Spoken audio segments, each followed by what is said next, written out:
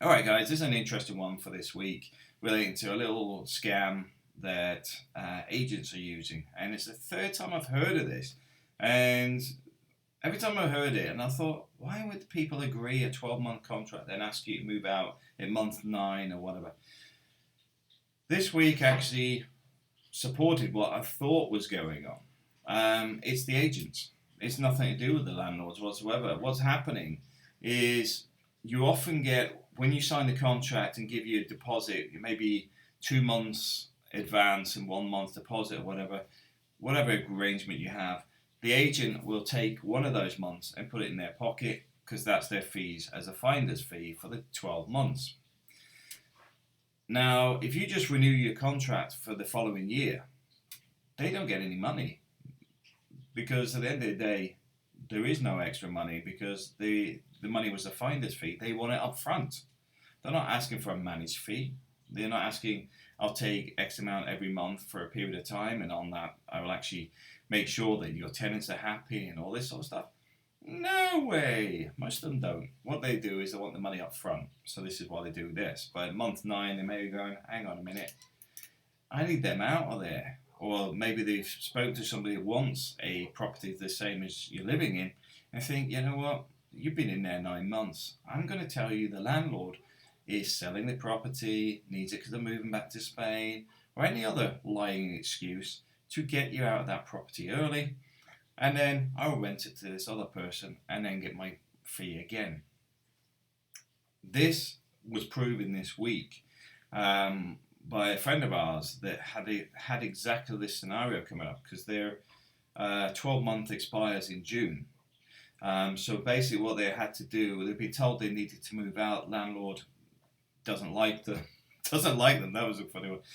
Doesn't like them. Wants them to move out. And this agent in Casada, I'll do stress Casada, had requested that they vacate the property before the 12 months is up.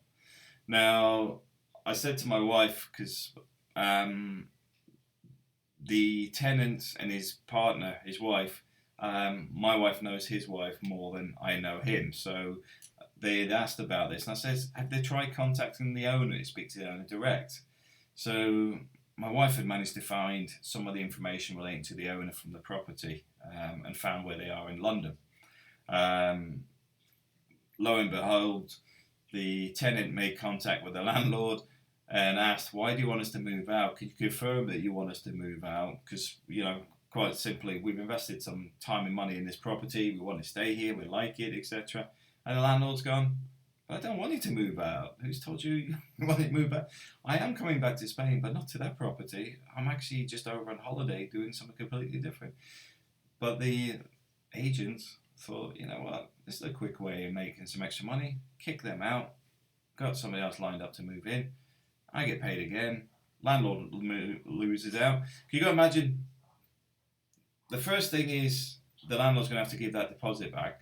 But the second thing is that if they didn't have somebody lined up, the property is also going to be empty for a period of time until they fill it. Now they know at this time of year there's a lot of people looking for rentals. I mean, I've had somebody contact me today asking for the property in La Mata that's already rented out. But the point being is, it's very busy. And this is why they've done it. They've done it on purpose. They're just exploiting for themselves. Now, what frustrates me is there's very little safeguards on this stuff, except for people like myself telling you, if you've been in there a while and somebody suddenly says, we need you to move out because we've got the owner coming back. You say, you know what, can I speak to the owner direct? Because I've got a 12-month contract. I'm not due to move out. I want to speak to the owner. Or turn around and say, can I have the owner's email or something? I just want to ask them a few questions relating to X, Y, Z, and just ask them direct. And you'll probably find they don't want you to move out. In fact, they want you to stay because you're a good tenant. But be aware, another thing I've come across this week. And the funny thing is, it's been in the back of my mind because it's the third time it's happened, but this time is the first time I've actually said, you know what, why don't you speak to the owner and find out what do they really want you to move out? To find out, no, they don't. They want you to stay. Thanks for watching.